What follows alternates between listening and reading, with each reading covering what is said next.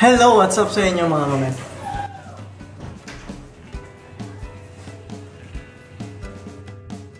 Kanina pumunta kami sa DynaQuest para bumili ng PC parts. Kaya lang, wala kaming nabili kundi ito lang kasi puro sila kulang-kulang sa parts. Sa parts ba? Kulang-kulang yung mga parts. So plano namin mag-build ng PC para sa online teaching. Kasi dalawa kaming teacher dito sa bahay. Tapos isa lang yung computer namin. Mag-acquire ng isa pang PC. Mag-upgrade na rin ako ng RAM sa aking PC. So ito lang yung nabili ko. RAM, SSD para sa sunod na PC, headset, at speaker. Kasi yung speaker ko sira-sira na rin. Pasensya na. Mahilig kasi tayo sa mga technology.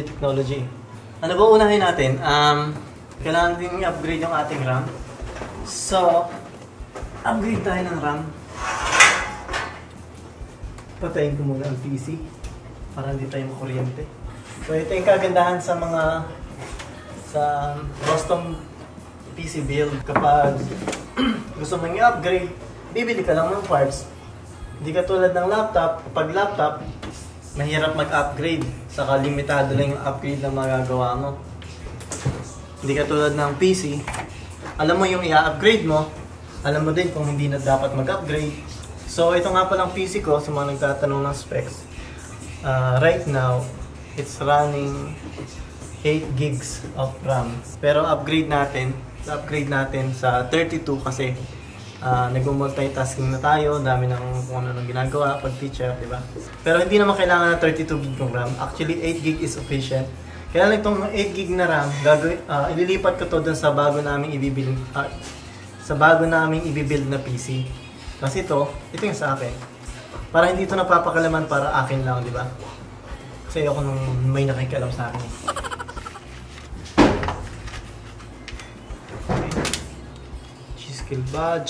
G-Skill badge na hindi natin gagamitin. At ito ang ating RAM. Ganda oh. Kita nyo ba? Ganda ng RAM. Okay. Ito yung dati kong RAM. Trident Z din. Palitan natin ng 32 gigs.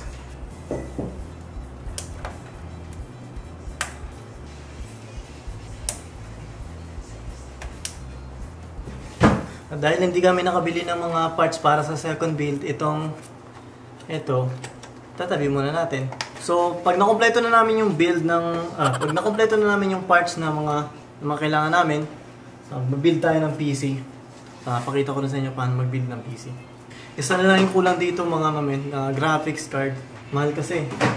Pero sunod, bibili na ako kapag mag-video editing ng pangmalakasan. Bibili ako ng graphics card. Pero ngayon kasi puro Photoshop naman, puro Lightroom lang. Hindi naman kailangan ng graphics card doon.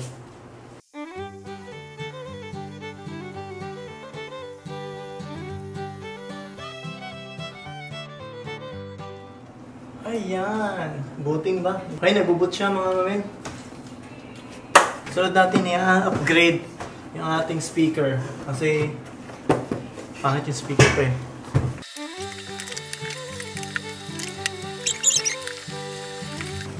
Okay, ito yung dating speaker, Lenovo. So, sira na yung isa. Isa na lang gumagana dito. Kailangan nating palitan. So, natin sa set. Ay, ito! LOGITECH Z313 speaker.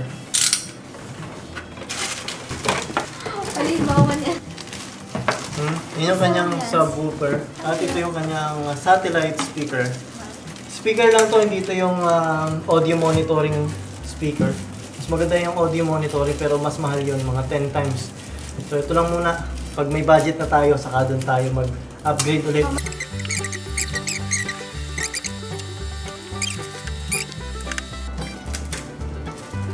Hindi ko na makat yung cord na. Kasi work from home na tayo, kailangan nakaka-motivate naman kahit yung mga gamit na lang, no?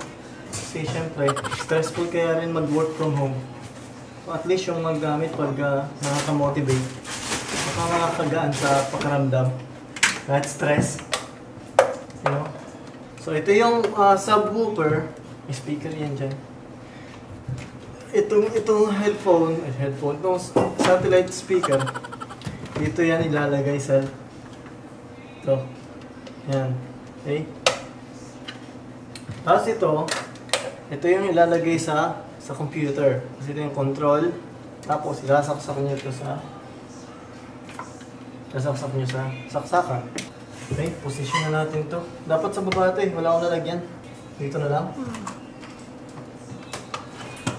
Wire again. Okay, try na natin. Turn on.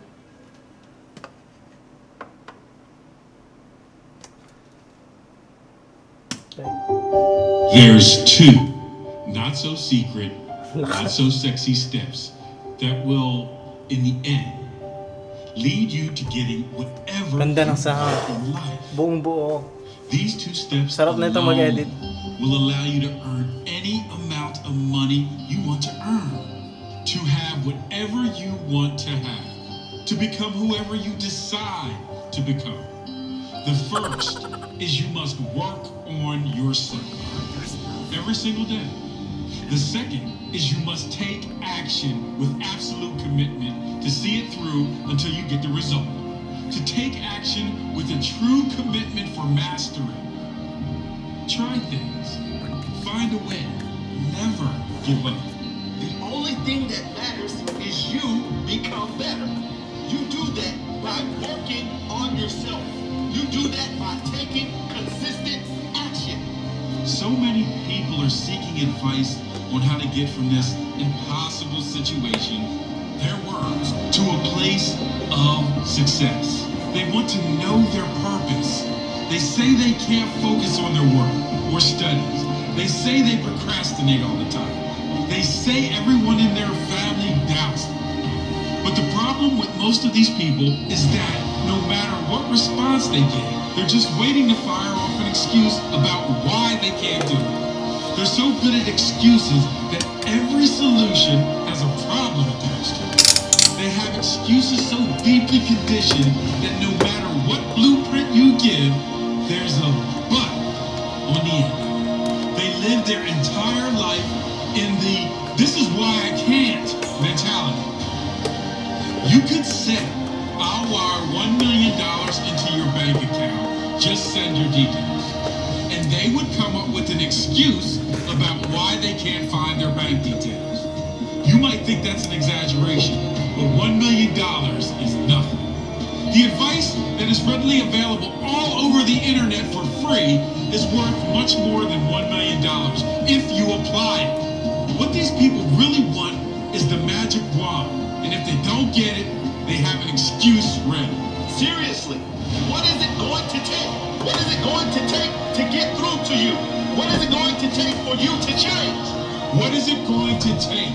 Work on yourself. That is all that matters. You don't know your purpose? Work on yourself. Then eventually your purpose will be revealed. As you grow, you will figure it out. As you take action and try new things, you will figure it out. It's not life or death for you to figure out your grand life purpose.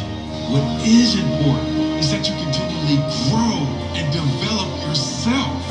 You do that through reading and listening to self-development material every single day. Yes, every day.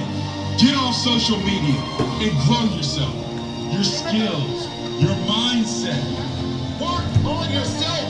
It is all that matters. Take action. Get in the game. Figure out what works and what doesn't. Everyone doubts you? Work on yourself. Once you grow as a person, once you develop your mindset, you understand that other people's opinions don't count. Silence them with your results. You can't focus? You procrastinate? Work on yourself. Once you develop yourself, once you take action, once you try new things, you will then figure out what really matters to you. What you really want to do, what is really important to you. And once you know that, once you know your purpose and your reason why you must, you won't have a problem focusing. You won't have a procrastination problem. Because what procrastination really means is, it's not important enough to know. Take action. Try things. Whatever you love doing, try that. If it works, great. If it doesn't, you learn. Whatever the case, make your daily self-work a priority. Work on yourself. It is all that matters. Sana may nakuha kayo, no? Kahit pa paano. Sana na-motivate kayo dun sa pinakinggan natin. Want to see more? Subscribe! Listen here, and listen closely, because this is all you need to achieve whatever you want in life. If you truly want to make something of yourself, if you truly want to change, or grow, or be a success in your own mind, you must commit to work on yourself every single day. This is a lifestyle. It's not a gimmick or quick fix. There is no magic wand. You either want a great life or you're a talker. You either commit or waste everyone's time, including your own. Step up. Step up. Make a commitment to be one of the few who are obsessed with growing, obsessed with getting better.